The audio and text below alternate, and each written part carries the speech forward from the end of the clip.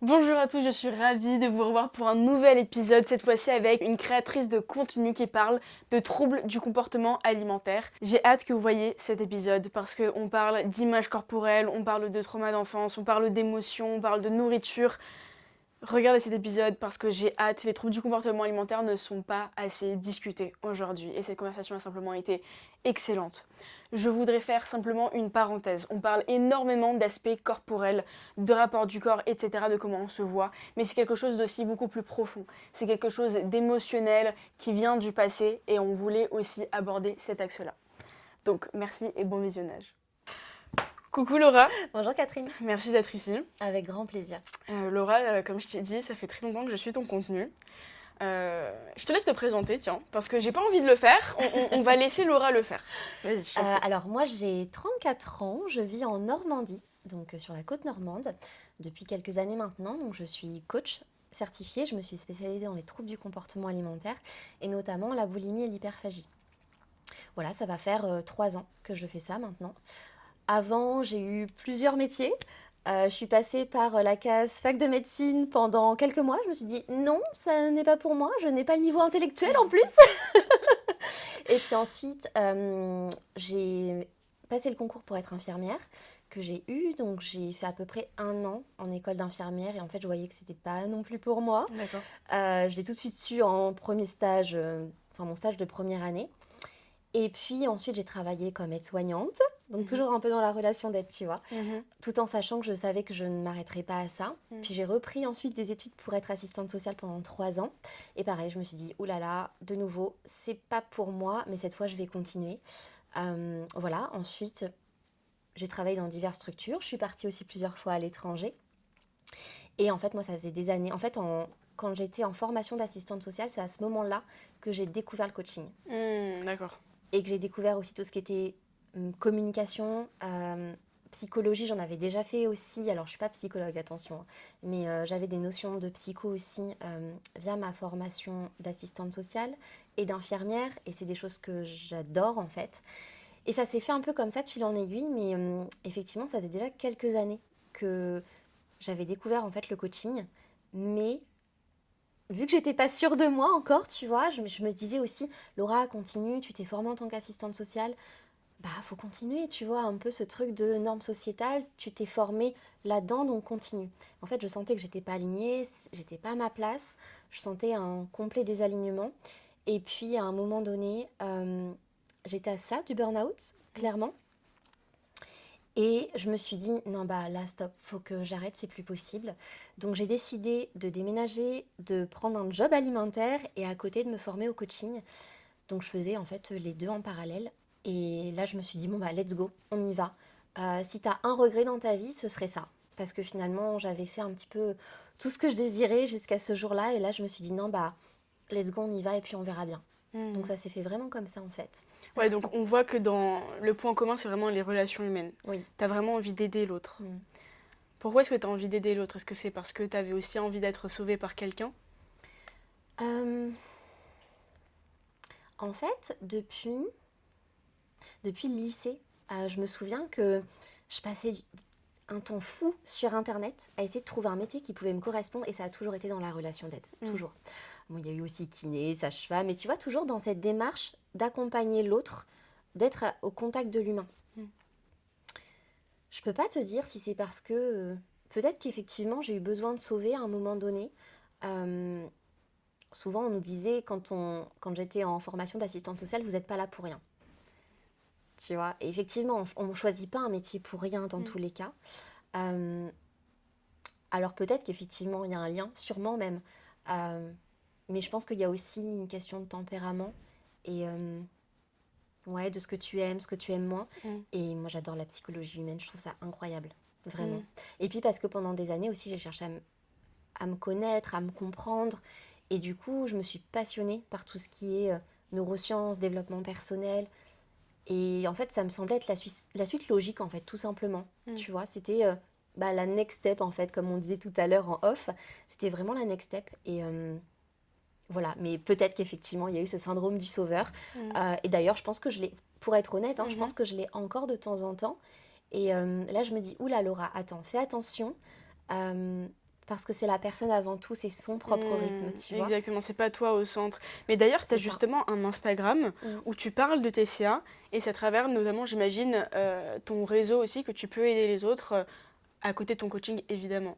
Donc, dis-moi déjà ce que c'est que des TCA, des troubles du comportement alimentaire, parce que les gens pensent qu'il n'y a que l'anorexie en général, parce que c'est ce qui est le plus vulgarisé. Mais vas-y, je t'en prie, définis-moi ce que c'est. Ok, alors au niveau du trouble du comportement alimentaire, effectivement, tu en as de plusieurs sortes. Là, du coup, je vais davantage parler de la boulimie et de l'hyperphagie. Aussi un peu d'anorexie, hein, parce que comme on l'a dit, finalement, c'est assez lié. Enfin, c'est très lié même d'ailleurs. Dans le cadre de l'hyperphagie, par exemple, parce que généralement, c'est celui qui est le moins connu, l'hyperphagie. Ça va être des prises alimentaires très importantes en peu de temps, où la personne, typiquement, tu rentres chez toi, ça fait déjà quelques minutes, voire quelques heures que tu penses à la crise que tu vas faire, donc la crise alimentaire. Tu rentres chez toi, tu ouvres ton frigo, ton placard et tu commences à manger. Généralement, en plus, la prise s'effectue debout. Tu n'es pas assise tranquillement dans ton canapé à prendre ton goûter. Tu es debout et tu sors tout ce que tu peux trouver et tu manges, tu manges, tu manges. Donc c'est une prise vraiment alimentaire qui est extrêmement rapide et il y a une perte de contrôle. Ça veut dire que tu ne peux pas t'arrêter quand tu le désires. Tu vas généralement t'arrêter quand tu vas ressentir cette sensation d'inconfort en fait dans ton estomac et cette sensation de là je peux plus rien avaler. Donc c'est très différent d'un grignotage lambda. Ça n'a strictement rien à voir, c'est important de ne pas confondre les deux. Et tu vas avoir après cette culpabilité, cette honte de dire mais qu'est-ce que j'ai fait encore, mais je suis pas assez déterminée, j'ai pas de volonté, tu vas encore grossir. Il y a vraiment ces pensées-là qui arrivent derrière. Généralement, dans l'hyperphagie, on dit qu'il faut une crise par semaine pendant au moins 3 mois pour qu'on dise que c'est de l'hyperphagie ou de la boulimie. D'accord. Voilà. Après, ce qui différencie l'hyperphagie et la boulimie, c'est dans le cadre de la boulimie, il y a des phénomènes de compensation, c'est-à-dire que la personne va chercher à éliminer la prise alimentaire par soit une prise de laxatif, des vomissements, du sport en excès ou le jeûne, par exemple, que tu ne vas pas retrouver dans le cadre de l'hyperphagie où c'est vraiment de la prise alimentaire comme ça, perte de contrôle, il n'y a aucune de la compensation culpabilité. derrière. Voilà, c'est ça, il n'y a pas de compensation. Et l'anorexie, on est vraiment sur un mécanisme très contrôlant de il faut que je mange telle chose, sinon je vais grossir, je veux avoir ce corps-là. Voilà, il y a vraiment toutes ces pensées contrôlantes de si je mange ça, je vais prendre du poids, c'est pas bien, c'est trop sucré, c'est trop gras, etc. Voilà. Comment est-ce qu'on peut reconnaître quelqu'un qui souffre de TCA? C'est-à-dire des comportements les plus normaux aujourd'hui qu'on pourrait considérer aux comportements les plus anormaux. Ouais, alors c'est assez difficile parce que généralement les personnes qui souffrent de TCA ont cette très belle capacité, belle entre guillemets, à cacher ce qu'elles vivent en fait. On pourrait croire que ce sont des personnes complètement normales dans leur comportement alimentaire parce qu'elles vont se suradapter et vont utiliser des stratégies pour ne pas que l'on voit qu'il y a effectivement un trouble alimentaire derrière. Moi je me souviens, enfin à l'époque je vivais chez mes parents, il y avait aussi ma sœur, aucun des trois a vu que je souffrais de troubles du comportement alimentaire. Pourquoi ? Parce que j'allais dans la cuisine, je me souviens, des fois je prenais le fromage et je regardais où est-ce que était la dernière part et je faisais attention, tu vois, que ça soit pas trop. Et puis après je me disais, oula, faut que j'arrête parce que sinon ils vont voir que j'ai trop mangé, donc je vais aller prendre une madeleine, puis j'en prends une deuxième, puis après je vais prendre une pomme. Tu vois, je diversifiais vraiment au niveau des aliments. J'allais même, je me souviens, dans le sous-sol et j'allais chercher ce qu'il y avait dans le sous-sol à manger. Et quand il y avait rien, mais tu ressens ce truc de, mais c'est un besoin et je peux pas l'assouvir en fait. C'est insupportable. Donc c'est ça qui est très compliqué. Alors bien sûr que quand ce sont des personnes qui souffrent d'anorexie, que ça commence à se voir physiquement, bah là on le voit sur la personne. Et puis il va y avoir effectivement le fait de diminuer ses quantités, le fait de ne plus vouloir manger tel aliment. Moi par exemple, ça peut être intéressant pour effectivement des parents ou des amis qui se questionnent sur une personne qu'elles connaissent. Mon père, je me souviens, me disait « mais t'aimais ça avant ?» Tu vois. Et effectivement, il y avait des plats que j'adorais et que je ne mangeais plus. Qu'est-ce que tu répondais ? Est-ce que tu répondais je n'aime plus ça, ou alors non, j'ai jamais aimé, ou parce que je l'ai eu souvent cette question et en fait je me persuadais de dire bah non, je l'aime plus, mais parce que je me mentais à moi-même. Exactement, c'est exactement ça. Et je vais dire quelque chose, c'est que pendant une période, alors c'était à quel moment exactement ? Oui, quand je suis partie en Nouvelle-Zélande, voilà, comme on l'a vu tout à l'heure, je partais avec mon sac à dos et voilà. J'ai été hébergée par une femme Et à cette époque-là, c'était encore, voilà, c'était plus de l'hyperphagie, puisque je ne pouvais plus courir. En plus, j'avais trop mal aux genoux, donc je m'étais résignée finalement. Et cette femme mangeait très peu de viande. Et donc, j'en mangeais beaucoup moins aussi. Et je sentais que j'avais plus d'énergie. Alors, est-ce que c'était psychosomatique? Je ne sais pas. Mais en tout cas, je sentais que j'avais plus d'énergie. J'ai commencé à regarder des documentaires ensuite par rapport à ça. Et j'ai arrêté la viande. Mais en fait, si je suis tout à fait honnête envers moi, c'est que la viande, je l'ai aussi arrêtée parce que je disais que c'était trop gras et que ça allait me faire grossir. Et donc, quand je suis revenue de Nouvelle-Zélande, je disais, mais en fait, je ne mange plus de viande. Alors, bien sûr qu'il y avait aussi tout ce qui était attrait à la cause animale, parce que forcément, quand tu regardes des documentaires, etc. Mais il y avait aussi, quelque part, le fait que je me disais que ça allait me faire grossir. Donc, en fait, il y avait cette excuse, si tu veux, donc ils ne pouvaient pas deviner finalement. Et puis après, qu'est-ce que je pouvais dire? C'est une bonne question, parce que c'était il y a longtemps maintenant. Ouais, je pense que c'était effectivement, j'aime plus ça. Je pense que je disais, je fais attention aussi, parce qu'il y a une période, si tu veux, c'était la période où j'étais en formation d'infirmière, il me semble. Ouais, c'était ça. Je m'étais inscrite en salle de sport avec un ami, un copain, et je pense que lui aussi à l'époque, il souffrait de TCA. Parce que quelque part, on s'envoyait des messages en se disant tiens, j'ai mangé une pomme, tiens, t'as mangé quoi toi à ton goûter? Ok, bon, on va aller à la salle et puis on va faire du rameur, puis après on va aller faire le courco, tu vois. C'est drôle, alors donc lui aussi, il était dans un esprit de restriction? J'ai bien l'impression, on n'en a jamais reparlé, parce que maintenant on n'est plus en contact, mais je me suis posé la question. Mais ça c'est super intéressant, Laura, parce qu'on voit que la majorité des personnes qui souffrent de TCA sont des femmes. On parle pas assez des hommes, mais c'est vrai que je pense que ça s'exprime de manière différente, parce que par exemple, j'ai un frère qui est influenceur, etc. Et en fait, il a toujours fait très très attention à son apparence corporelle, donc muscu, etc. Et aujourd'hui, je lui dis, je suis persuadée que tu as des TCA. Donc, ça peut ne pas être de la restriction, même s'il y a quand même de la restriction.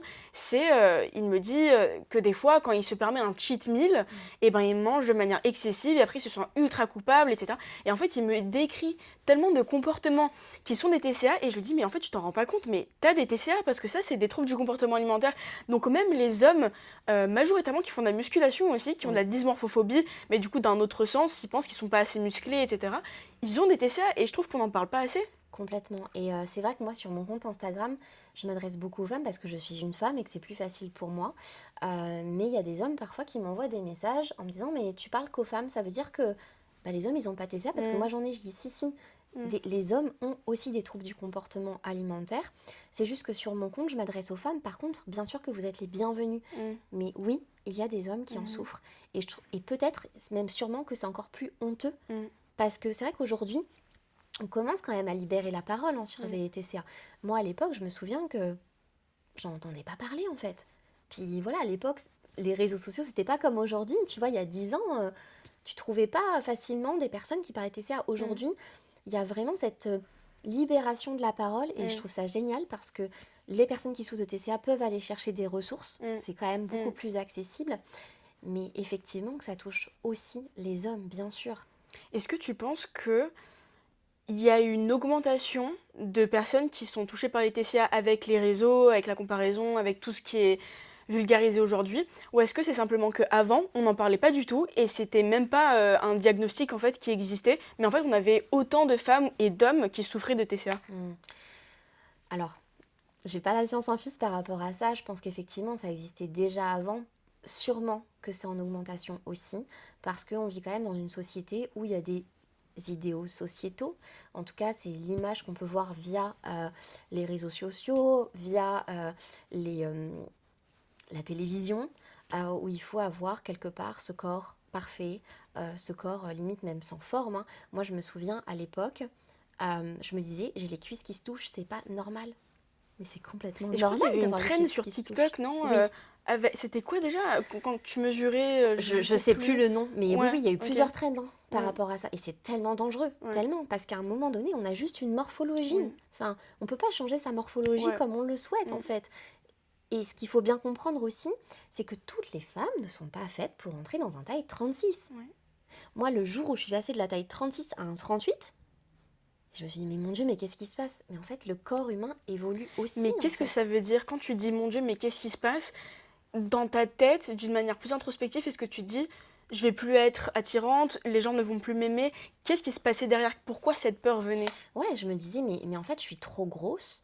Alors moi, il y avait aussi, je suis trop moche, je suis trop grosse. Effectivement, il y avait ce truc de, je vais pas être attirante. Euh, Tu vois, on touche à ce perfectionnisme. En fait, je suis pas parfaite.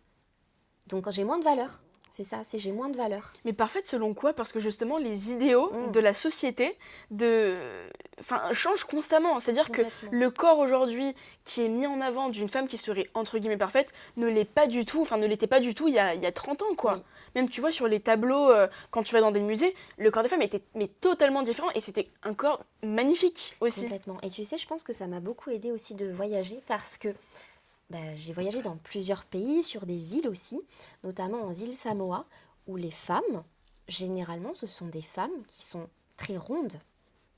Et là-bas, c'est beau en fait, il n'y a pas de problème avec ça. Et j'étais là, je me posais des questions, je me dis waouh, mais c'est dingue quand même. Enfin, il y a vraiment des endroits où ça te permet aussi de voir que la beauté est très subjective et dépend aussi de la culture des pays dans lesquels tu vas en fait. Et ça, je trouve que c'est aussi très libérateur en fait.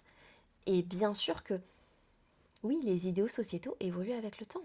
En parlant de ça, est-ce que tu penses que on a des idéaux sociétaux qui pèsent plus sur des femmes que sur les hommes? Si oui, pourquoi est-ce que tu penses que c'est le cas?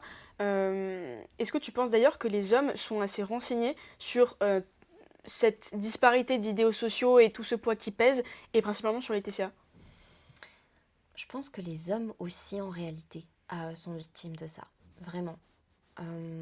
Parce que pour avoir parlé à certains amis, je commence à avoir faim, à certains amis, euh, tu vois, qui se disaient être aussi touchés et se dire, ben ouais, tu vois des hommes qui sont musclés, qui sont grands, ça peut générer des complexes aussi, bien sûr, chez les hommes.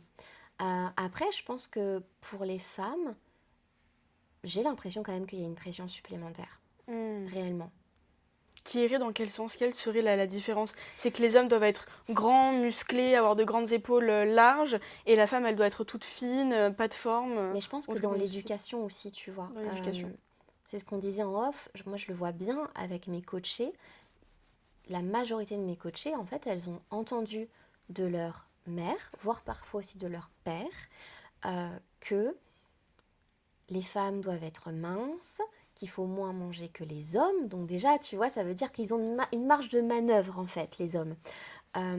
Faut faire attention à l'IMC. Si tu es au-dessus de la courbe de poids, oh là là, attention. Moi, j'ai vu des coachés aller chez leur médecin, mais toutes jeunes, hein, des enfants. Le médecin a dit à leur mère, oula, attention, elle dépasse la courbe de poids. Là, la maman a mis au régime son enfant parce qu'elle a eu peur, en fait. Mais en fait, elles font ça quelque part dans le bien-être de leur enfant Bien parce sûr. qu'elles semblent que c'est juste. Elles trouvent que c'est juste, en fait. Hein. Et surtout qu'on a une ignorance du professionnel. Ouais, exactement. Et du coup, ces enfants sont mis au régime et ça devient leur normalité. Mm. Et c'est se dire, mais en fait, je suis trop grosse aussi. Et quelque part, c'est un traumatisme. Souvent, on pense que le traumatisme, c'est par exemple un événement très dur, enfin très dur, comment je peux dire ça? Comme un viol, un inceste, tu vois, quelque chose vraiment de catastrophique, d'horrible. Euh, Alors qu'en fait, le trauma, c'est comment la personne le vit à l'intérieur. Tu vois, l'énergie ensuite qui est stockée dans son corps. Une enfant à qui on a dit, mais en fait, t'es au-dessus de la courbe de poids, ça va pas, t'es pas comme toutes tes copines, donc t'as plus le droit de manger du chocolat, mais qui voit sa sœur ou ses frères manger du chocolat, c'est traumatisant en fait pour un enfant. Mm. Et donc il y a ça aussi, tu vois, à travailler en accompagnement, c'est toutes ces croyances que la personne a ancrées. Et souvent, ce que j'explique à mes coachés, c'est que la majorité des femmes qui viennent me voir qui sont en surpoids ont passé toute leur vie au régime. Tu m'étonnes. Tu vois, c'est qu'il y a bien quelque chose qui ne fonctionne pas. Mm. Et donc, ce qui fait qu'elles sont complètement déconnectées de leur corps, parce que c'est leur tête qui leur dit quoi manger, quoi ne pas manger, alors qu'en fait, notre corps, il est juste parfait, et c'est lui qui nous dit, qui nous envoie les signaux pour que justement, on ait un poids qu'on appelle le poids d'équilibre, pour nous permettre de nous sentir bien sans effort. Mais Laura, quand ça a toujours été notre quotidien, justement, comment est-ce qu'on peut se rendre compte que ce n'est pas normal et de se dire, waouh, là il y a quelque chose qui va pas, et surtout parce que les TCA c'est une maladie mais si sournoise qui va te dire, bah je suis Oui. jamais assez légitime, en fait je suis pas du tout malade, c'est normal, bah c'est mes croyances. Comment est-ce que tu t'acceptes vraiment de dire, là il y a quelque chose de pas normal et je suis malade? Ouais. Alors, je vais parler de moi du coup, parce que je l'ai vécu vraiment de l'intérieur. J'ai été pendant à peu près 4 ans dans le déni, ce qui est énorme, 4 ans. Souvent, je dis, mais je comprends même pas comment j'ai pu être 4 ans dans le déni.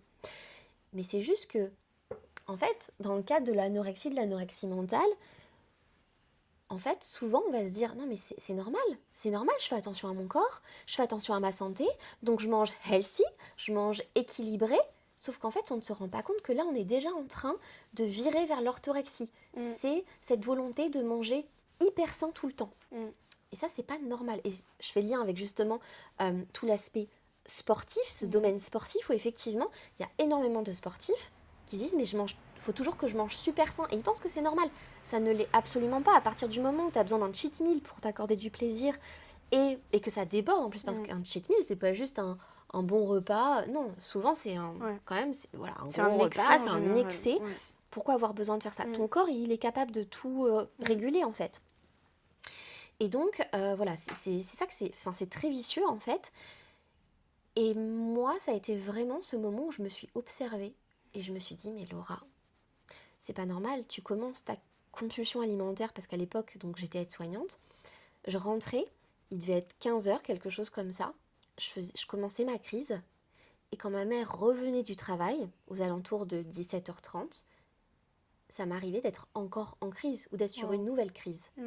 Et là, je me disais, mais c'est pas normal en fait. Ton comportement n'est pas normal. Et surtout qu'après, j'allais courir. Alors que déjà, j'étais ballonnée, j'en pouvais plus. Ça m'arrivait de courir 2 fois par jour, de faire des abdos sur mon lit à minuit. Ah je peux dire qu'à la salle de sport, aujourd'hui, pour moi, les abdos, c'est easy. Hein, ouais, parce que le corps a une mémoire. La résilience que tu dois avoir aujourd'hui, tu m'étonnes. Le corps a une mémoire incroyable. Des fois, je suis là, je me dis, purée, moi, j'y arrive bien. Ah, mais il y a de l'entraînement, les gars. Ouais, il y a du passif, ouais. Et Laura, toi, tes TCA, ils ont commencé quand t'avais quel âge?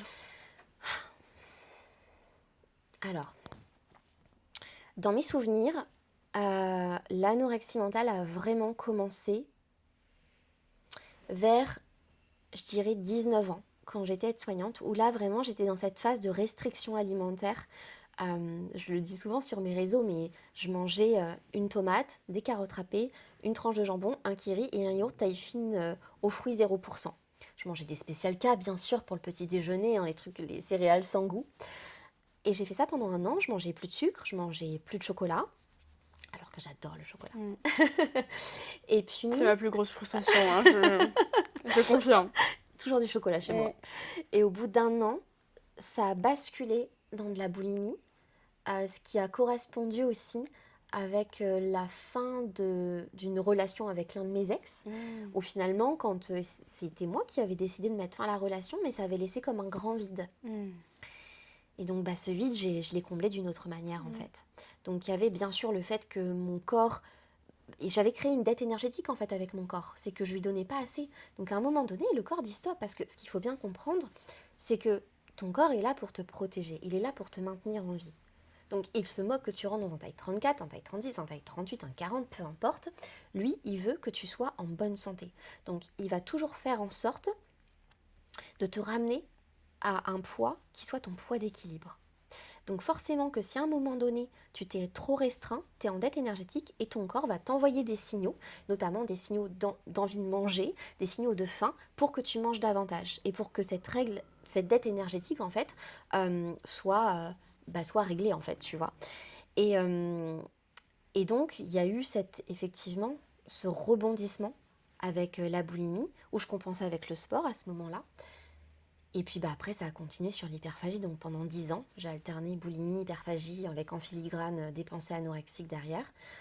Donc je dirais que ça a commencé à 19 ans. Cependant, j'avoue que j'ai pas énormément de souvenirs d'avant par rapport à mon rapport à l'alimentation. Mais mon rapport au corps a été compliqué assez tôt. Je dirais vers l'âge de 9-10 ans. Je me souviens que j'étais sur mon lit et tu sais, je regardais les magazines, parce qu'à l'époque, il y avait des magazines, tu vois, on adorait ça, avec les posters et tout. Et tu sais, tout ce qui est Britney Spears, Oui. euh, tu vois, toutes ces chanteuses qui, pour moi, correspondaient à un idéal féminin, fine, etc., des beaux cheveux. Et je me disais à l'époque, mais Laura, mais t'as rien de tout ça, en fait. J'ai cette image vraiment qui m'a marquée de moi sur mon lit. Mais jeune, j'étais petite, hein, tu te dis, mais c'est pas normal, en fait. Où je me disais, mais à quoi ça sert que je sois sur Terre ? À quoi ça sert que je sois sur Terre si je corresponds pas aux idéaux de beauté ? Ouais. Parce que donc ça toucherait à la confiance en soi, à l'estime de soi et donc à l'amour que les autres pourraient nous porter. Est-ce que en étant jeune, tu as eu par exemple l'exemple de ta mère, de ton père ou je sais pas si tu as des frères et sœurs qui faisaient très attention à leur nourriture et qui auraient pu t'influencer vis-à-vis de ça ? Eh ben non, justement. Enfin, alors mon père, c'est tout l'inverse. D'accord. Il fait pas attention à son alimentation. Ok. Voilà, il mange ce qu'il veut. Ma mère aussi, franchement. Et ma sœur aujourd'hui est diététicienne nutritionniste et s'est formée au TCA. Mais alors ma sœur, moi je l'ai toujours vue, c'est une mangeuse intuitive. D'accord. Je voyais ma sœur manger ce qu'elle voulait, mais elle a un tempérament aussi où elle est fine en fait et elle est élancée. Et il y avait cette comparaison chez moi de me dire mais pourquoi elle peut manger ce qu'elle veut et elle a un corps parfait. Et moi, en fait, je dois me restreindre et j'ai un corps, dégueulasse dans mes pensées de l'époque. Aujourd'hui, c'est plus du tout ce que je pense. Mais surtout quand on regarde les photos d'avant et qu'on se dit, mais en fait, attends, j'étais bien. Ouais, exactement. Souvent, ça ressort, tu vois, ce truc de, mais pourquoi je me prenais autant la tête ? Ouais. J'étais bien, quoi. Et donc, tu vois, moi, dans ma famille, non, ça n'a pas été ça, tu vois. Ça n'a pas été quelqu'un de mon entourage qui m'aurait influencée par rapport à l'alimentation. Donc tu penses que c'est venu d'où ? De tous ces posters, de toute cette influence sociale, vraiment ? En fait, il y a beaucoup de choses. Dans le cas des troubles du comportement alimentaire, il n'y a pas un facteur. Souvent, ce que je dis, c'est que c'est pas grave si on ne trouve pas la cause profonde, parce la qu'il y en a racine, pas. parce qu'en réalité, Il n'y a pas une cause. Il y a plusieurs choses. C'est vraiment comme un arbre avec, tu vois, les racines. Tu as plusieurs racines. Et ce qu'on vient voir en coaching, justement, en accompagnement, c'est OK, on va aller voir les racines parce qu'en fait, aujourd'hui, dans ton quotidien, à travers les situations que tu rencontres, c'est des schémas répétitifs. Et donc, quand on vient observer ces schémas répétitifs et par le biais du questionnement, on voit que ça vient faire écho à des choses du passé et que, par exemple, ça va être l'estime de soi, ça va être la confiance en soi, ça va être ce perfectionnisme, tu vois, il faut que je sois parfaite, il faut que je sois la femme parfaite, une collaboratrice parfaite, l'étudiante parfaite, la mère parfaite, tu vois. Donc, en fait, il y a plusieurs choses. Alors, bien sûr qu'il y a aussi des traumas. Il y a vraiment beaucoup, beaucoup de choses. Donc, c'est pas grave si on trouve pas la cause racine parce qu'en fonction des personnes, il y a des facteurs très différents. Généralement, bien sûr, on retrouve les mêmes, mais en fonction des histoires, on va pas retrouver tous les facteurs, tu vois. Il va y avoir des différences. Et tu penses que les facteurs les plus importants qui auraient pu causer tes TCA, ce seraient lesquels ? Alors, bien sûr que je dirais quand même, tu vois, cette image... On va les manger après, t'inquiète. On va couper ça. J'ai trop faim. Je mange à 6h30. Ça va regargouiller, c'est horrible. T'inquiète, il n'y a pas de souci. Ça, c'est un signal de faim. Mon corps est en dette énergétique. Effectivement, voilà. Le corps est magnifiquement bien fait, il vous parle, faut l'écouter. Et donc, qu'est-ce que je te disais ? Je me suis perdue toute seule. Les grandes causes de TCA, quelles seraient-elles ? Ouais, je pense qu'effectivement, dans tous les cas, il y a vraiment ce truc du corps parfait, clairement. Après, il va y avoir aussi beaucoup le côté émotionnel, l'intelligence émotionnelle, parce que c'est pas quelque chose, à l'époque surtout, qu'on nous apprenait, parce que nos parents, ils font pas partie finalement de cette génération qui baigne dans le développement personnel, dans la découverte de soi, etc. Et moi, je sais qu'il y avait aussi tout ce côté émotionnel. J'arrivais pas à vivre mes émotions, en fait. Donc, pour moi, c'était vraiment mon doudou. Et souvent, c'est ça, c'est le doudou. Tu vois, c'est quand j'ai besoin de réconfort, je vais chercher mon doudou. Et malheureusement, le doudou, c'est tu ouvres ton placard et tu as ton doudou qui est là. Tu peux le prendre. Ou ça va être, tu vois, j'enlève ce masque de la fille parfaite. Enfin, je peux le déposer. Et en fait, je me dépose dans cette alimentation émotionnelle, ces compulsions alimentaires. Je peux enfin lâcher, quoi. J'ai le droit de... de tout Mais lâcher. tu lâches et pourtant tu te fais du mal parce que oui, certes, c'est un doudou, mais c'est un doudou que les instants où tu commences à manger. Mais à un moment donné, même dans l'instant où tu manges, ça devient vite insupportable, déjà d'un niveau mental, mais aussi d'un niveau physique. Et surtout après toute la compensation qui va venir derrière, mais ça va être juste une torture, ça va être un enfer. Si on va aller courir alors qu'on a le ventre ballonné, on va aller vomir des heures aux toilettes, on va prendre des laxatifs et puis après ça va dégrader notre santé. Enfin, en fait, c'est vraiment une relation toxique, c'est-à-dire que par exemple, toi, quand t'as quitté ton ex, tu voulais combler ce vide. Tu le comblais avec quoi? Bah, avec la compagnie des TCA, parce que les TCA, c'est ton meilleur ami à ce Mm. moment-là. Mais en fait, c'est ton pire ennemi. C'est une relation totalement toxique. Ouais, et ce qui est beau quand on guérit justement des troubles alimentaires, quand on régule son comportement alimentaire, on voit à quel point finalement ça nous a tellement apporté. Alors c'est dur hein, quand on est dedans de se dire ça, mais la réalité c'est ça, c'est que quand on fait le chemin justement pour s'en libérer, on apprend tellement de soi en fait. Donc moi aujourd'hui je vois plus les TCA, c'est étonnant mais je les vois plus du tout comme un ennemi. Et Mm. pourtant ça a été dur. Je les ai vraiment... Aujourd'hui je suis là. Ce qui est fou, si j'avais jamais vécu ça, aujourd'hui je ne serais pas là, c'est certain, tu vois. Alors je dis pas que tout le monde va devenir thérapeute, coach, etc. C'est pas le but. Mais on en apprend forcément quelque chose en fait, C'est tu sûr. vois, quand on évolue et quand on fait le travail. En fait, souvent, ce que je vois, ce qui, ce qui fait que ça dégénère derrière, que ça part en crise, et puis ensuite en compensation, c'est les pensées, c'est Mm. les croyances, c'est t'as mal fait, c'est ce jugement en fait. C'est cette auto-flagellation mentale de t'as mal fait, tu vois, c'est pas Comment se bien détacher de ça? en travaillant sur les croyances. Parce Mm. que si tu penses que t'as mal fait, ça veut dire que tu penses que cet aliment en particulier n'est pas bon, Mm. qu'il n'est pas sain pour ton corps, qu'il va te faire grossir, que tu ne devrais pas manger ça en fait. Hein. C'est pas bien, tu ne devrais pas. Mais en quoi c'est pas bien? Mm. Mais rationnellement, tu peux revenir sur tes croyances. Et tu peux te dire, mais en fait, tout ça, c'est absurde. Mais c'est tellement ancré en toi parce que ça vient de la socialisation primaire, de tout ce qu'on t'a dit quand t'as commencé à naître, quand t'as commencé à grandir. Comment tu te détaches de ça? Parce qu'aujourd'hui, je sais qu'il y a mais mille et une croyances que j'ai qui, pour moi, de manière rationnelle, de manière cognitive, je sais que c'est totalement absurde et que je veux m'en détacher. Ouais. Pourtant, ça reste ancré à l'intérieur de moi. Tu as plusieurs manières de faire ce travail-là en fait. Tu vas avoir le coaching, tu vas avoir d'autres formes de thérapie justement pour travailler sur ton subconscient. Tu vas avoir des méthodes qui sont plus ou moins connues comme l'EFT. Tu vas avoir, j'ai une amie qui fait la méthode de Psyche par exemple pour travailler sur les croyances. Enfin, il y a plein de choses en fait que tu peux tester justement pour te libérer de ces croyances que tu vois en fait comme des... Toi, tu comprends que c'est des Mm. croyances qui sont Mm. limitantes, qui ne sont pas totalement vraies à 100%, mais tu n'arrives pas à passer à l'action. Mm. Donc c'est ce qu'on voit justement en coaching, c'est qu'on vient travailler là-dessus, Mm. parce que finalement, pourquoi dans ton entourage va avoir justement ces personnes qui se permettent de manger ce qu'elles veulent et Mm. finalement c'est ok. Mm. Et sûrement que souvent même toi dans ta vie, à certains moments de ta vie, tu as vu que tu pouvais manger tel aliment et finalement ça allait. Mm. Laura, t'as eu des TCA pendant combien de temps? 10 ans. 10 ans. Et aujourd'hui, tu dirais que t'es totalement guérie? Alors oui.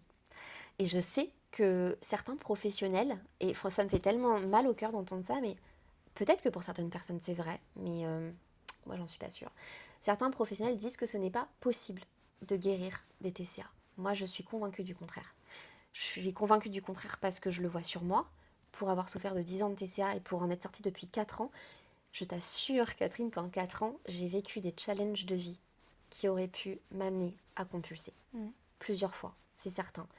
Mais parce que j'ai développé des compétences, je suis allée chercher des ressources qu'aujourd'hui je n'ai plus besoin d'aller chercher ce doudou.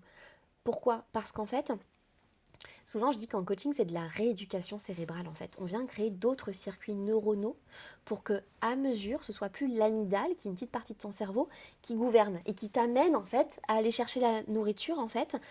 Parce qu'à ce moment-là, tu ne sais pas comment faire d'autre. Mais c'est tout un apprentissage pour apprendre à faire différemment.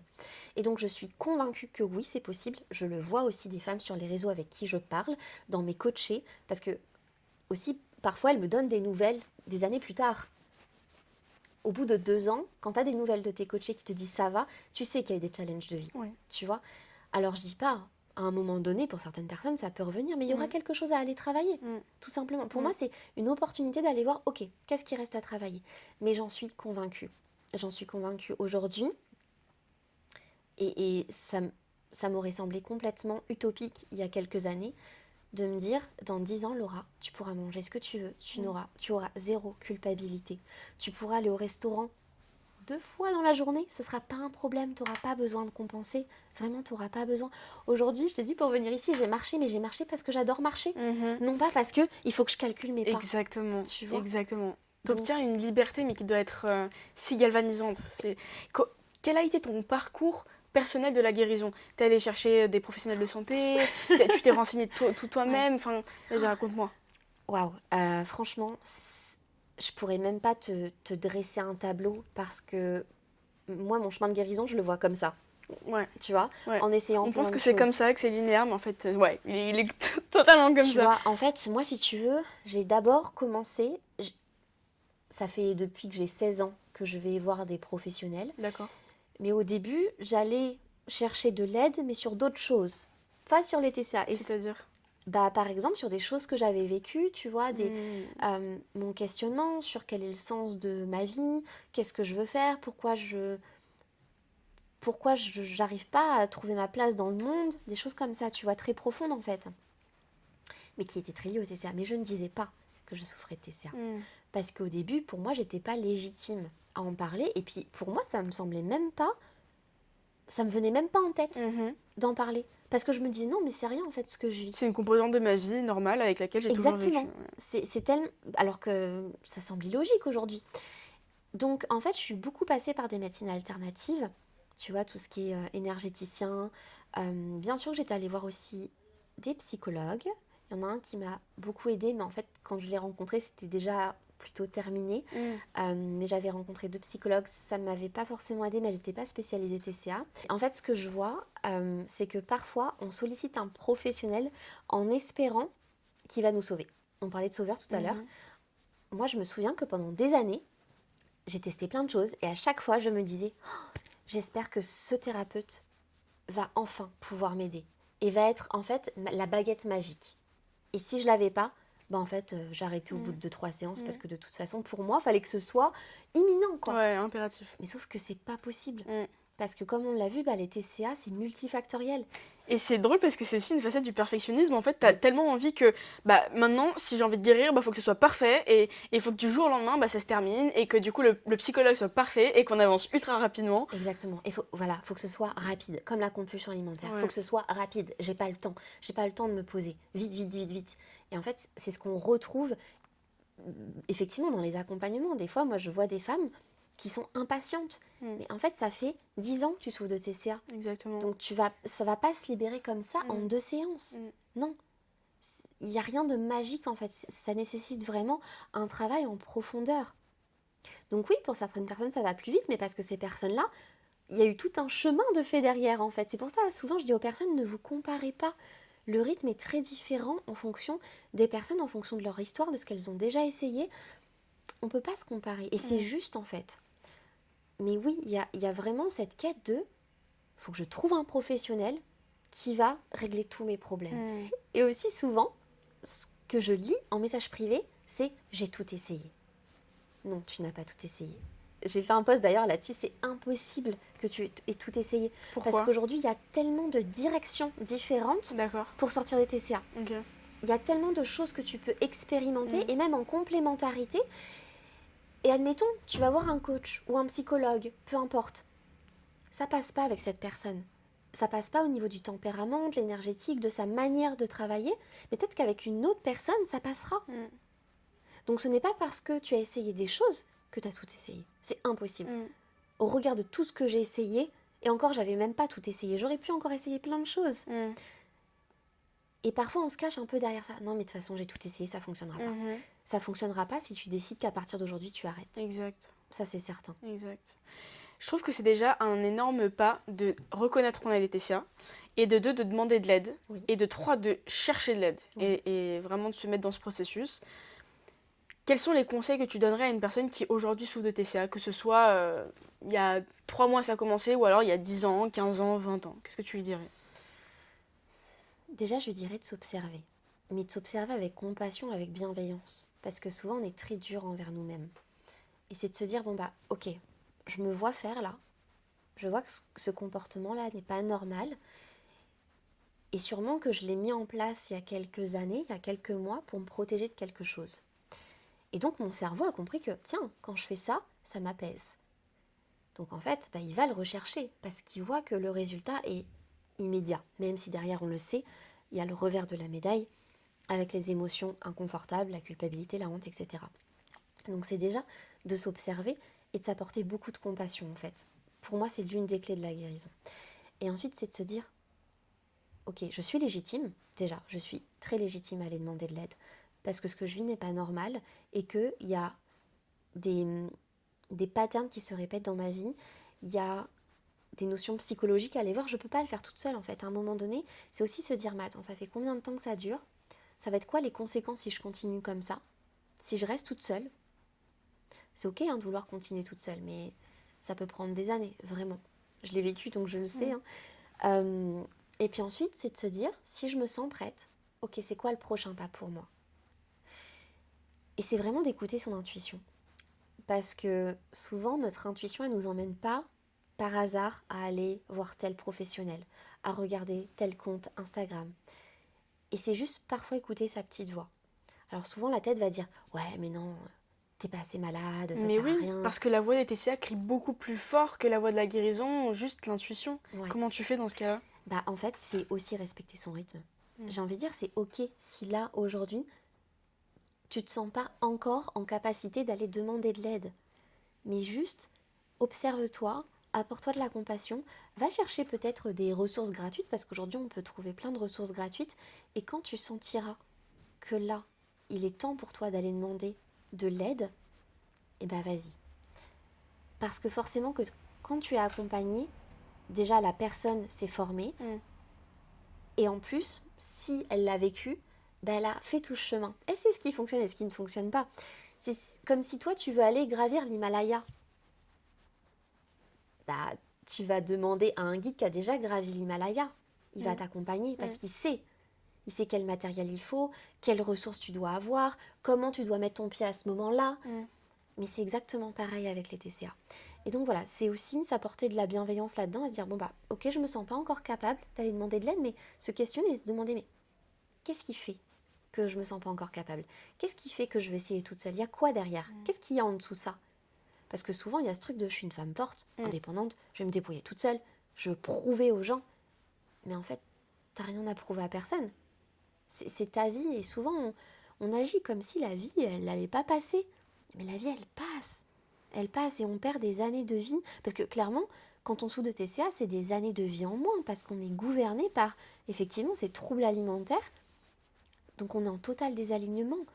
C'est vraiment dur. Enfin, je trouve que c'est hyper courageux de vivre avec des TCA, en fait. Souvent, les personnes me disent, mais je suis pas assez courageuse. Mais bien sûr que si, t'es Tu vis avec hyper des TCA courageuse. tous les jours, t'es confronté tout le temps, chaque seconde à tes pensées, à te demander qu'est-ce que tu vas manger, à quelle heure tu vas le manger, comment tu vas le compenser, avec qui, avec quoi, et si tu vas avoir faim, si tu vas pas avoir faim, c'est insupportable, c'est insupportable. Et vivre ça déjà avec une journée, mais t'as envie de te tirer une balle, imagine des années quoi. Des années.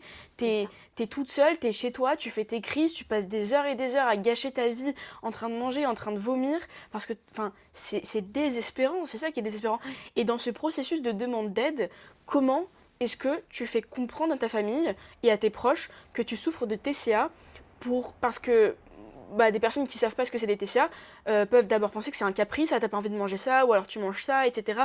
À cette heure-là, nan. Ils peuvent penser au début que c'est des caprices, ils peuvent juger très facilement. Comment tu fais comprendre ce que c'est les TCA et que tu en souffres à tes proches? Alors, ça peut être assez complexe en fonction de ton système familial, de tes proches, parce que certaines personnes vont avoir cette compréhension qu'effectivement tu es en train de vivre quelque chose qui est dur pour toi, et d'autres ne vont pas l'avoir. On n'est pas obligé d'en parler à nos proches. Par contre, effectivement, encore une fois, ça peut être hyper libérateur, parce qu'il y a beaucoup de honte qui pèse sur les TCA. Et pardon, je te coupe, mais c'est aussi surtout parce qu'il y a beaucoup de mensonges. Parce que quand aussi, tu dis pas à l'autre personne que tu souffres de TCA, t'es tout le temps là en train d'essayer de trouver un mensonge de à cette heure-là je peux pas, mais après le dîner on se voit, ou alors avant, parce qu'en fait tu veux manger, enfin tu veux tellement avoir le contrôle que du coup les gens ils comprennent pas ton comportement et en fait ils vont déduire d'autres choses parce qu'ils savent pas que tu souffres d'une maladie, donc c'est pour ça que c'est compliqué. En fait, moi je conseille souvent d'en parler à des personnes de confiance déjà. Ça sert à rien que t'en parles à une personne en qui t'as pas confiance, qui sait qu'elle ne va pas t'écouter, parce que tu ne vas pas avoir l'écoute dont tu as besoin à ce moment-là. Et le but aussi, c'est de faire très attention à ne pas positionner consciemment ou inconsciemment la personne dans une posture de sauveur. Que l'autre ne se sente pas comme redevable, vu que tu m'en as parlé, il faut que je te sauve. Parce que c'est ça aussi des fois qui est compliqué avec les parents notamment, qui peuvent après surveiller leur enfant, qui peuvent dire bah t'as mangé aujourd'hui, sauf que ça met une pression supplémentaire. Donc après, les méthodes vont être très différentes. Est-ce que c'est d'écrire une lettre parce que c'est plus facile? Est-ce que c'est effectivement de prendre le temps de le dire à la personne en expliquant clairement, tu vois, en fait, je vais t'expliquer typiquement ce qui se passe. Quand je fais ça, voilà ce que je fais. Parce qu'effectivement, les personnes n'ont pas l'image. Mais quand on donne une image, là, la personne souvent se dit ah oui, effectivement, c'est pas normal, parce que tu rentres, tu manges du fromage, du pain, un bol de céréales, un deuxième bol de céréales, puis tu vas manger 3 gâteaux, puis tu vas manger une glace que tu vas chercher au congélateur, puis tu vas manger du pain qui est à peine décongelé, voire pas du tout décongelé, puis tu vas manger... Ouais, effectivement, c'est pas normal. Puis cette souffrance, en fait, c'est dire, mais en fait, j'en souffre et je me sens démunie, et j'ai honte, en fait, de faire ça, et c'est plus fort que moi. C'est vraiment une perte de contrôle. Mais voilà, je conseillerais vraiment d'en parler à des personnes de confiance. Déjà, moi, la première personne avec qui j'en avais parlé, j'ai mis du temps à en parler, vraiment. J'ai dû mettre 8 ans, pour te dire. 8 ans à apporter ça, et souvent c'est le cas. J'en ai parlé à une de mes amies. Mais déjà, à l'époque, c'était un peu moins fort. Mais quand même, il y avait quand même des crises, assez régulières. Puis après, j'en ai parlé à ma sœur. Et ma sœur, qui était en études, je crois à l'époque, de diététique déjà, donc elle savait ce que c'était. Et j'ai mis du temps avant d'en parler à mes parents, mais ça s'est pas fait dans le meilleur contexte, donc je ne recommanderais pas. Mais des fois, voilà, c'est l'histoire de la personne qui fait que, à un moment donné, tu vas balancer ce que tu vis de manière imprévue et pas de la façon dont tu l'aurais souhaité. Et parfois, les personnes vont comprendre et parfois pas. Mais c'est ok si elles comprennent pas. Parce que des fois, rien que le fait de poser ton sac plein de pierres là, que tu portes depuis des années, et waouh, c'est bon, je l'ai dit. Ouais, je pense que c'est vraiment je pose mon sac, c'est bon, je l'ai dit. C'est aussi peut-être notre rôle d'éduquer nos parents si on en sait un peu plus et leur expliquer voilà ce qui se passe, je suis atteint de TCA, voilà comment vous pouvez m'aider. Et ça, c'est super important, voilà comment vous pouvez m'aider. Et en fait, quand tu parlais, je faisais aussi plein de liens avec mon expérience. C'est-à-dire que le faire semblant, en fait, on devient pro. Parce que déjà, bon, on ment énormément pour cacher plein de choses. Parce que déjà, il y a beaucoup de honte, de culpabilité, de protection, de je veux quand même être avec mes TCA. Et de deux, il y a vraiment ce truc de je suis en train d'avoir une compulsion. Donc avec des gens qui m'entourent, que ce soit ma famille ou alors des amis, et en fait tu fais tout pour paraître normal en mode oh, aujourd'hui j'ai trop faim, ah ça c'est trop bon, genre et en fait tu crées une image où en fait t'es juste en train de souffrir et t'es en train d'avoir une compulsion et du coup les gens pensent que c'est normal parce que t'es en train de les persuader que c'est normal et c'est vrai que c'est une carapace, c'est-à-dire qu'ils peuvent pas t'aider. Et puis il y a cette chose de aussi c'est dur de demander de l'aide parce que tu sens que c'est humiliant aussi de le dire. Tu te sens dans une position de vulnérabilité et tu dis waouh, c'est vrai déjà qu'il faut que je l'assume, qu'il faut que je le dise à voix haute et qu'il faut que je dise qu'on m'aide et qu'il faut que je dise qu'on doit changer notre quotidien pour moi. Donc c'est même jusqu'à aujourd'hui, c'est ultra dur moi avec ma famille de mettre des limites. C'est-à-dire que ma famille sait que je souffre de TCA depuis déjà presque 8 ans. Aujourd'hui, j'ai encore du mal à mettre mes limites parce que je me sens totalement honteuse, je me dis mais j'ai pas envie qu'on me voie d'une autre façon, j'ai pas envie qu'ils changent leur habitude pour moi, mais en fait ma famille elle veut juste que je guérisse. Enfin c'est un fardeau pour moi autant que pour eux, tu vois. Et c'est fou d'avoir une barrière aussi importante et de même pas dire ouais c'est comme ça que vous pouvez m'aider et ouais c'est des limites qu'aujourd'hui j'assume quoi. Ouais, c'est exactement ça, c'est vraiment poser ses limites pour ne pas qu'ils prennent un rôle que tu ne veux pas qu'ils prennent et qui serait délétère pour chacun des deux parties en fait. Des fois c'est juste dire mais ce que vous pouvez faire pour moi c'est juste d'être présent. Mais quand je dis être présent, c'est pas de me dire quoi faire, c'est pas de surveiller ce que je mange, c'est juste de m'apporter votre amour. Exactement. C'est tout. Parce que moi je me souviens qu'à l'époque effectivement, j'étais allée voir un hypnothérapeute qui m'avait dit ce que tu fais, ça n'a jamais fonctionné. Ce que tu fais, c'est que quand tu arrives chez toi, tu sens que tu veux faire ta crise, tu mets tous les aliments sur la table. Ok. Comme ça, tu te rends compte de ce que tu vas manger. Intéressant. Et normalement, ça devrait la réduire. Ça n'a jamais fonctionné. Ok, ouais, j'imagine que ça fonctionne pas, mais c'est intéressant. Et donc, il m'avait dit aussi, ce que tu peux faire, c'est de demander à ta mère de sortir les aliments. Je dis, mais je vais pas faire ça. Enfin, Ça, là, waouh.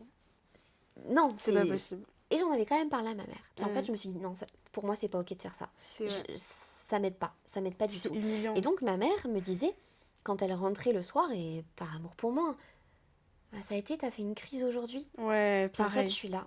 Oh. Puis je me disais, bah, elle va regarder dans les placards.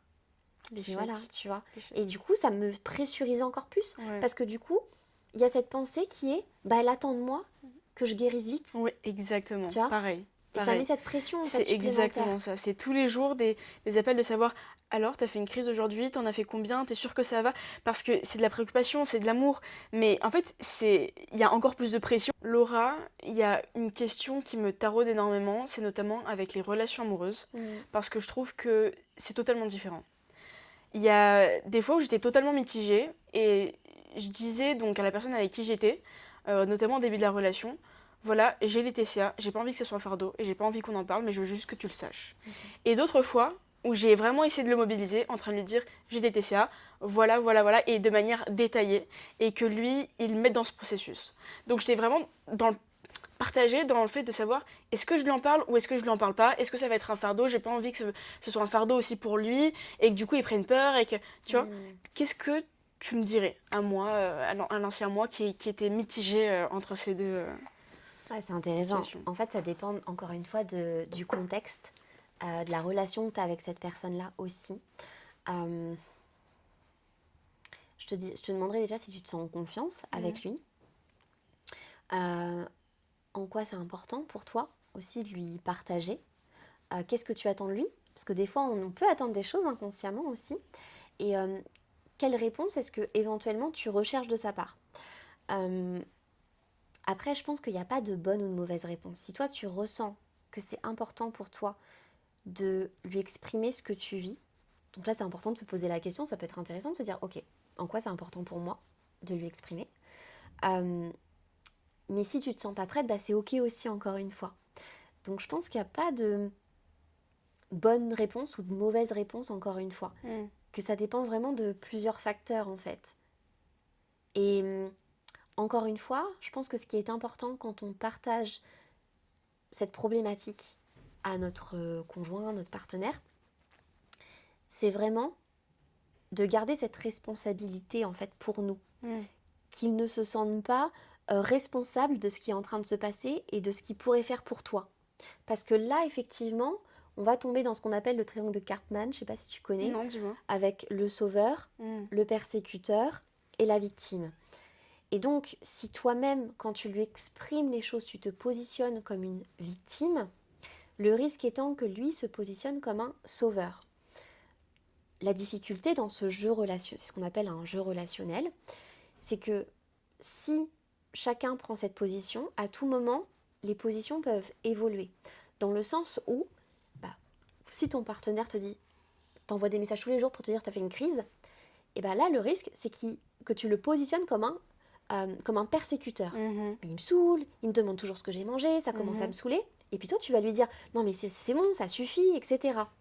Et donc là, tu passes de la victime au persécuteur. Et lui, il repasse dans le rôle de la victime. Attends, mais moi, je fais tout pour t'aider, tu vois.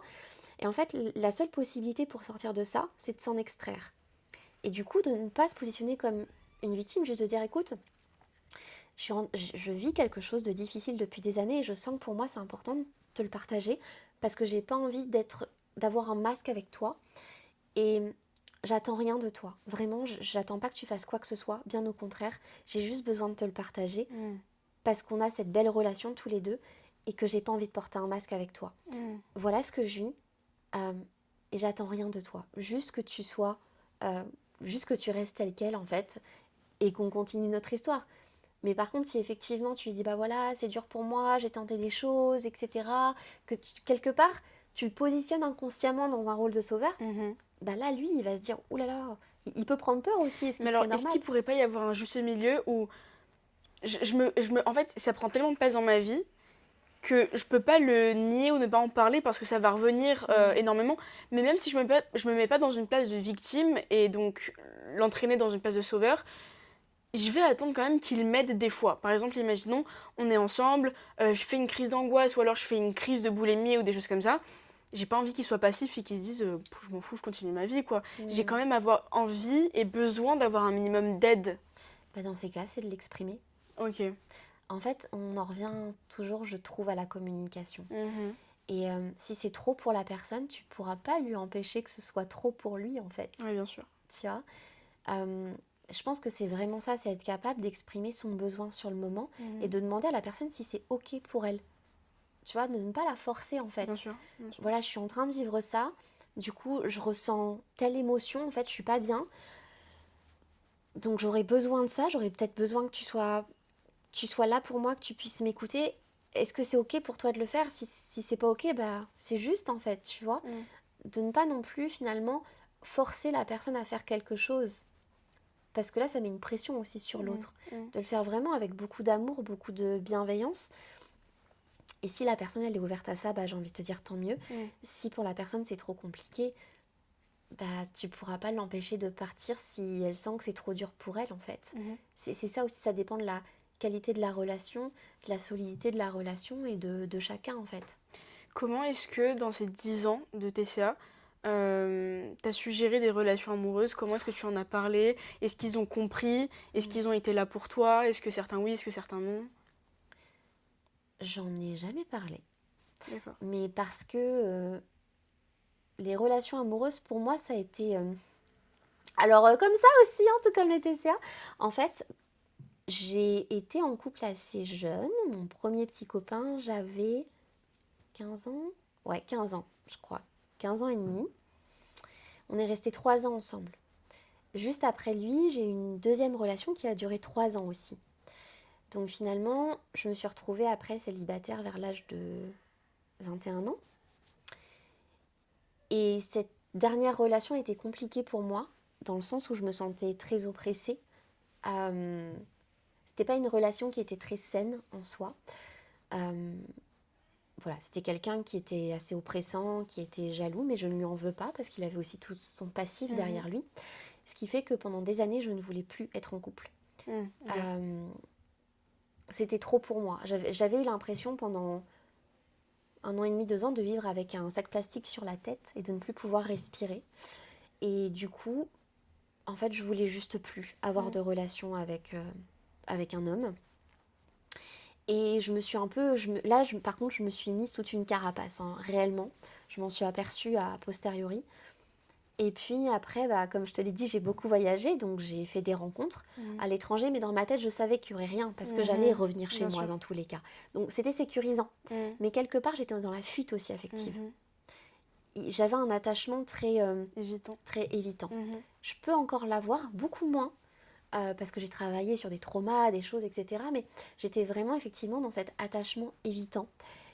Et j'avais peur aussi de me rouvrir aux hommes, parce que pour moi, m'ouvrir à un homme, c'était perdre ma liberté, ne pas faire ce que je voulais, et puis c'était aussi montrer mon corps, qui n'était pas parfait selon moi. Et qu'est-ce qu'on va penser de moi? Qu'est-ce qu'on va penser de mon corps? Est-ce que je vais être assez pour l'autre? Donc voilà, il y avait un peu tout ça qui se mélangeait. Et puis, de fil en aiguille, je me suis ouverte aux relations aussi. Je me suis beaucoup cachée derrière un masque pour essayer de me suradapter à l'autre. C'est ce qu'on retrouve dans le cas des troubles alimentaires, se suradapter pour être assez, alors qu'en fait, c'est pas ce que l'autre nous demande, qu'on soit comme lui. Non, le but d'une relation, c'est que chacun soit à sa place et se sente dans son alignement et soit à l'aise d'être qui il est vraiment, en fait. Sauf que moi, je me suis adaptée. Et quand j'ai vu ça, je me suis dit, waouh, je peux pas continuer comme ça, en fait, ça me prend beaucoup trop d'énergie. Puis du coup, j'attire des relations qui sont pas du tout pour moi, où je me sens pas en joie dans la relation. Parce que j'ai l'impression qu'il faut toujours que je sois dans l'effort. Mais c'est pas ça une relation, finalement. C'est d'avoir un système nerveux qui est complètement régulé, d'être bien avec l'autre. Et puis, donc en faisant le travail sur moi, bah, maintenant ça va mieux.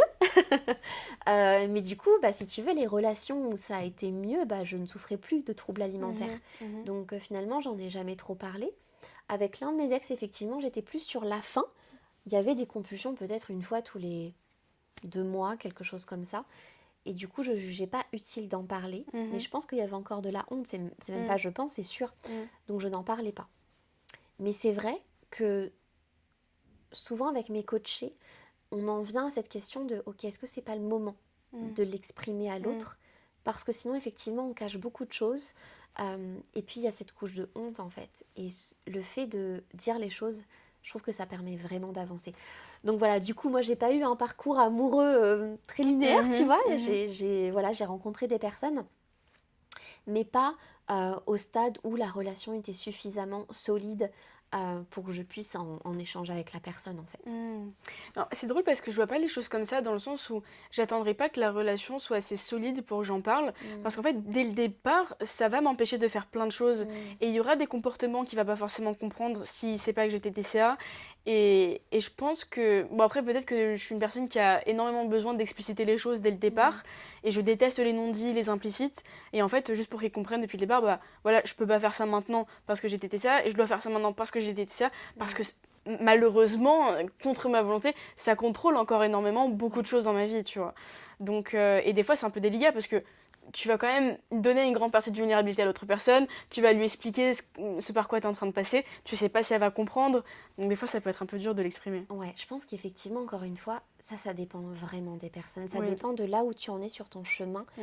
avec les TCA. Parce que dans ce que toi tu vis, dans les symptômes que tu as, j'avais pas eu les mêmes, par exemple, à certains moments de ma vie. Donc peut-être que pour toi aujourd'hui c'est très handicapant, peut-être que moi dans mes relations ça l'était peut-être un peu moins à ce Mhm. moment-là. Et comme tu dis, on a tous et toutes des tempéraments très différents et donc des besoins différents. Mm. Et c'est pour ça que c'est important en fait de se demander bah, qu'est-ce que moi j'ai besoin, parce que mes besoins à moi ne sont pas tes besoins et inversement, tu vois. Donc Bien c'est pour sûr. ça qu'encore une fois on ne peut pas calquer le fonctionnement de quelqu'un sur nous, parce qu'en fait on est des personnes à part entière et c'est Mhm. juste génial et tant mieux, j'ai envie de dire. Mm. Donc c'est pour ça que si toi pour toi c'est important, bah fais-le. Moi Mm. à l'époque ça ne l'était pas, Mhm. tu Mhm. vois. C'est s'écouter, écouter l'intuition comme tu disais tout à Mais l'heure. exactement, en Mm. fait, c'est exactement ça. Et j'ai envie de dire que si la personne à ce moment-là, c'est la bonne personne pour toi, sur le moment, parce qu'on sait jamais Bien ce qui sûr. va devenir d'une Bien sûr. relation, ben en fait, elle saura écouter. Ouais. Et puis si elle n'est pas capable, elle n'est pas capable. Ça veut pas Ouais. dire que c'est une mauvaise personne. Ouais. Ça veut juste dire que c'est trop pour elle et c'est ok aussi, en fait. Mm. Quand tu commences à avoir une compulsion, c'est vraiment, t'es dans un cercle infernal, vicieux, surtout quand on a depuis des années, plusieurs fois par jour. Qu'est-ce que tu dirais à une personne qui est en train de faire une compulsion là Hmm. devant toi? Qu'est-ce que je dirais à une personne qui est en train de faire une... Bah, alors du coup, vu que je suis coach, c'est délicat, mais en tout cas, si elle est devant moi, bah, bien sûr que je lui dirais que je suis là pour elle. Je lui demanderai bah, est-ce que tu veux que je reste? Est-ce que tu veux que je parte? Qu'est-ce qui se passe? Qu'est-ce qui se vit en toi? Euh, ouais, qu'est-ce qui est en train de se passer en toi? Parce qu'en fait, ce qui se passe dans une compulsion, c'est qu'on est dissocié de notre corps. Comme si on n'était plus là. Mm. Et ce qui fait qu'on est complètement déconnecté de notre corps pendant des années, en fait. Donc on n'est pas là, on n'est pas à l'intérieur. C'est comme si on flottait, tu vois. Et même à la fin, on regarde ce qu'on a mangé, on se dit mais j'ai mangé tout ça Mm. parce qu'on n'a pas vu en fait, on était ailleurs. Mm. Donc ouais, se demander ok, qu'est-ce qui se joue en moi là, qu'est-ce qui se passe? Je trouve que ça peut changer énormément de choses. Souvent, alors parfois on arrive à le faire, parfois pas. Encore une fois, ça dépend de là où on en est sur notre chemin. Ce qui peut être intéressant, c'est de se parler à voix haute, vraiment, parce que quand on est dans notre tête, si tu veux, on est dans le cerveau droit qui est beaucoup dans la créativité, dans tout est mélangé. Tu vois, c'est souvent j'aime bien prendre cet exemple des écouteurs filaires qui sont tout mélangés. Mhm. Et du coup, on se dit waouh, waouh, waouh. Et c'est encore pire. Alors que le fait de se parler à haute voix et de se dire ok, qu'est-ce qui se passe là? Qu'est-ce qui se passe, Catherine? Qu'est-ce qui se passe, Laura? Qu'est-ce que tu es en train de vivre? Est-ce que tu as faim? Parce que souvent, la compulsion alimentaire, il se peut qu'elle intervienne dans un contexte de faim, Mhm. mais parfois pas. Même très souvent, parfois Ouais, pas. ouais. Et donc, c'est se dire ok, est-ce que tu as faim? Non, j'ai pas faim. Ok, donc qu'est-ce qui se passe? Mm. Qu'est-ce qui se passe?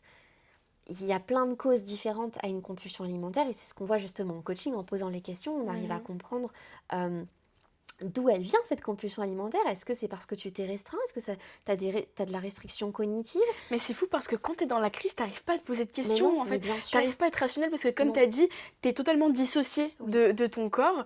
Et un jour, j'ai essayé de le faire, j'ai essayé de me parler à voix haute. Et j'étais en mode. Et je commençais à parler à voix haute. Et j'étais, qu'est-ce qui se passe? Pourquoi est-ce que t'es stressé? Pourquoi est-ce que t'as besoin de faire cette crise?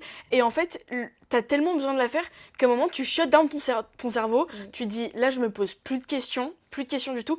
Et en fait, tu fais le vide dans ton esprit et tu laisses juste ton corps faire la ça. chose, quoi. Et d'où l'intérêt d'être accompagné, d'avoir des outils, parce que, en fait, t'as la tête dans le guidon. Ouais. Et que c'est tellement plus facile pour ton amygdale de continuer de manger, parce que c'est ton réconfort et que t'as les résultats immédiats, que du coup, tu vas pas aller chercher à faire différemment. Et puis, t'as pas de filet de sécurité, t'as personne qui est là pour te dire, c'est ok, tu peux la faire, ta compulsion alimentaire, on va aller voir ce qui s'est passé.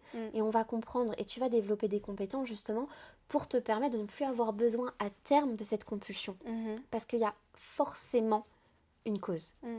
Et que cette cause, on peut aller la travailler pour que tu aies des ressources pour faire différemment, en fait.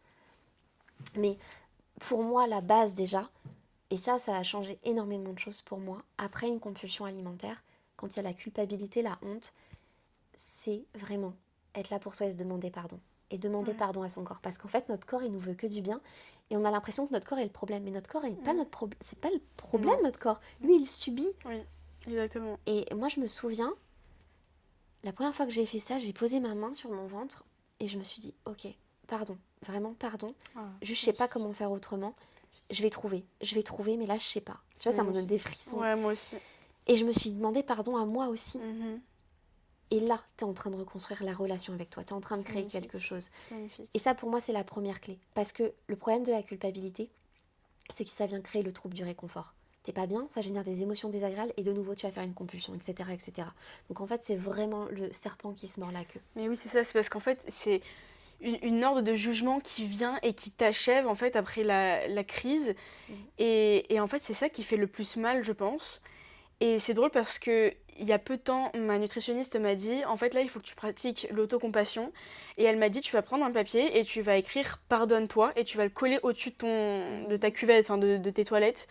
Et c'est vrai que depuis que je l'ai fait, mais c'est magnifique, quoi. C'est exactement ce que ça dit, c'est pardon, j'ai vraiment pas su sur le moment comment gérer, mais je vais apprendre. Et là, c'est pas grave si je l'ai fait, c'est parce que je n'avais aucun autre moyen de le faire.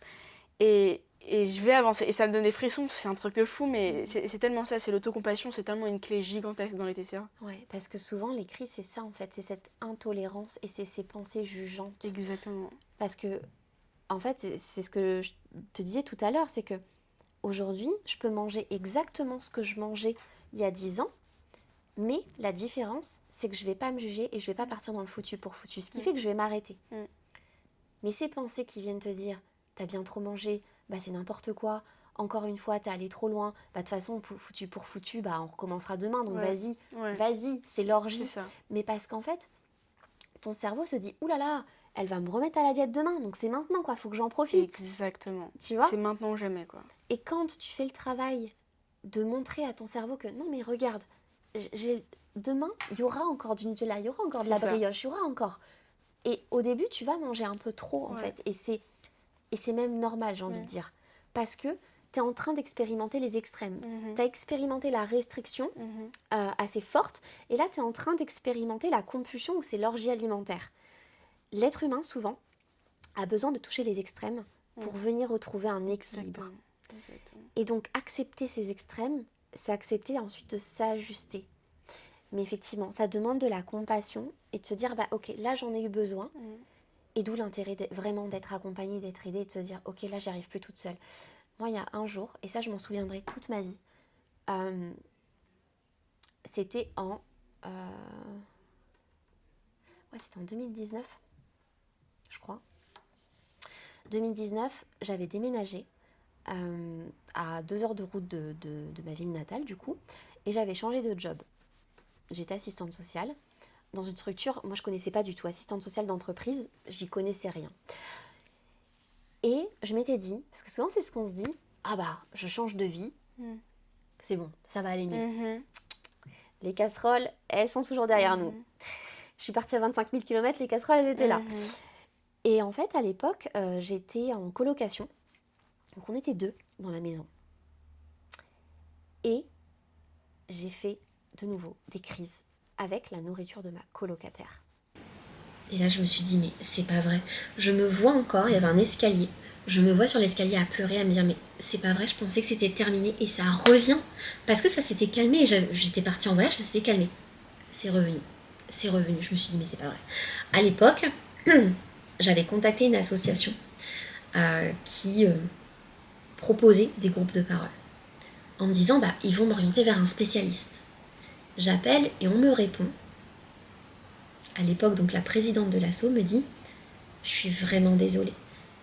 On n'a pas de spécialiste, d'expert TCA sur le territoire, mais on vous propose des groupes de parole. » Je dis « Mais je suis pas intéressée par des groupes de parole. Je veux quelqu'un qui m'aide. » Parce que je sentais que c'était le moment, c'était maintenant, il fallait qu'on m'aide. J'ai pas trouvé cette aide à ce moment-là. J'ai pas non plus été à ces groupes de parole parce que je sentais que c'était pas juste pour moi et que j'avais besoin d'autre chose. Et c'est à ce moment-là que quelque chose s'est passé dans ma tête où je me suis dit c'est bon, stop. J'avais l'impression d'être un poisson rouge dans son bocal qui trouvait pas du tout la sortie.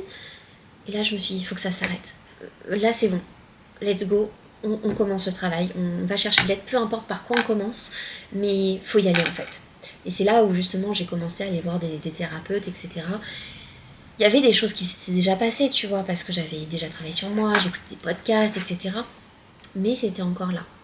Et là vraiment psychiquement, il y a un truc, tu vois, on parlait justement de cette question de rythme, où je me suis dit, stop, là, stop, faut que ça s'arrête.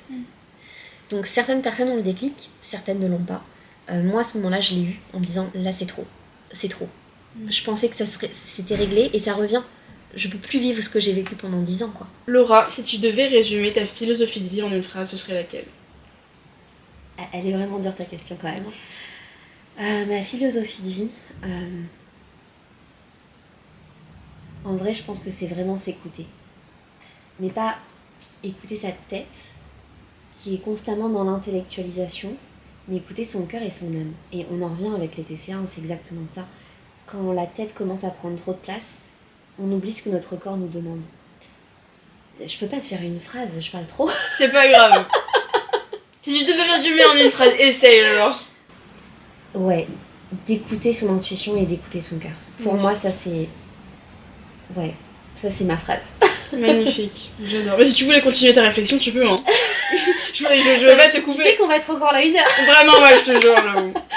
Mais ouais, je pense que c'est tellement important parce que souvent on se bloque, on se freine, alors que notre corps, il capte toutes les informations du monde extérieur et de ce qui est juste pour nous. Et quand on écoute ce que l'on veut vraiment, c'est là où on se crée vraiment des expériences et qu'on avance et qu'on évolue. Donc ouais, c'est vraiment ça. Merci beaucoup, Laura. Parlons plus et parlons mieux. PPPM. PPPM. Parlons plus et parlons mieux.